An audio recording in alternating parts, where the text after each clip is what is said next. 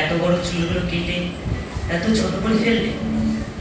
যদিও ছোট চুলে তোমার অতি আধুনিকা লাগছে, কিন্তু লাবণ্যতা হারিয়েছিল অনেক। আমার পুরুষের অতি আধুনিকা চাই, তোমার মতো কবিতা আর শোনায় বোধ হয়ে থাকে না। আজ এদেশ তো কাল অন্য দেশ, আমি বড় চুলে বেমানাচ্ছিলাম। ও, তাহলে ঠিক আছে, কিন্তু মুখে সব নামাতেও পারবে। তুমি ন্যাচারাল বিউটি, একটি মাত্র টিপেই কি অপূর্ব লাগতো তোমার। তুমি দেখছি সে আগের মতনই আছো অনিন্দ, একটুও বদলাওনি। আমার ছোট চুল, ভারী মেকআপ দেওয়া মুখে টিপ মানায় না গো গোসাই। কি বললে? কি বললে? গোসাই? কত বছর পর তোমার মুখে এই সম্বোধন মনে আছে তাহলে? অনিন্দ, কবিতার আড্ডা উঠাতে এখনো নিয়মিত যাও? এখনো কি আলাপহীন পলকহীন তাকিয়ে থাকো চাঁদের চোখে, নাকি চোখ বন্ধ করে ইরে জানি মুছতে থাকো সে? হ্যাঁ যাই, কত পথ হাঁটি, কত মাঠ ছুটি, আগের তুলনায় সব বেড়েছে। আর ঘুরে ঘুরে ক্লান্ত না হলে ঘুম আসে না। তোমার বউ এসব মেনে নেয় কিভাবে? সংসার চালাও কিভাবে? বউ? সে তো একটা বই আর ল্যাপটপ, ওদের কোনো কমপ্লেন নেই। বাবা যে একতলা বাড়িতে রেখে গেছিল, দক্ষিণের জানলার সেই ঘরটি, ওটি সংসার। বাকি ঘরটির ভাড়ায় চলে যায়। আমার এখানে দেখে তোমার ভালো লাগে, আমি জানি।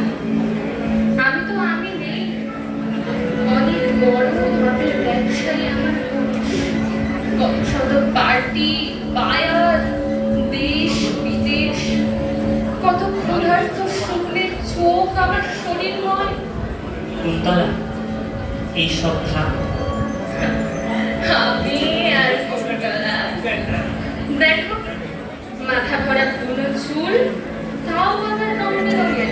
কখনো কখনো প্রতিদিন পার্লারে যাই। শাড়িটা কি একেবারেই ছেড়ে দিয়েছো কুন্তলা?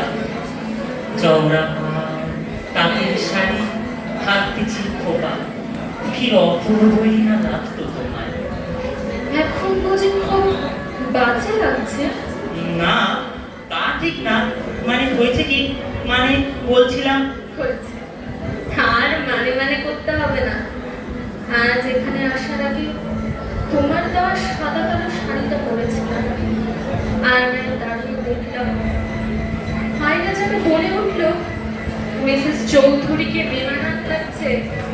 বাদ দাও তো, আজ কিন্তু আমি মিসেস অনিন্দকে দেখবো বলেই এসেছি। ও, তা দেখা হলো? অনেক কেমন মানুষ তুমি? একটু ঘৃণা নেই কেন তোমার? বইটি উৎসর্গ আর কোনো মানুষ খুঁজে পেলে না করার জন্য?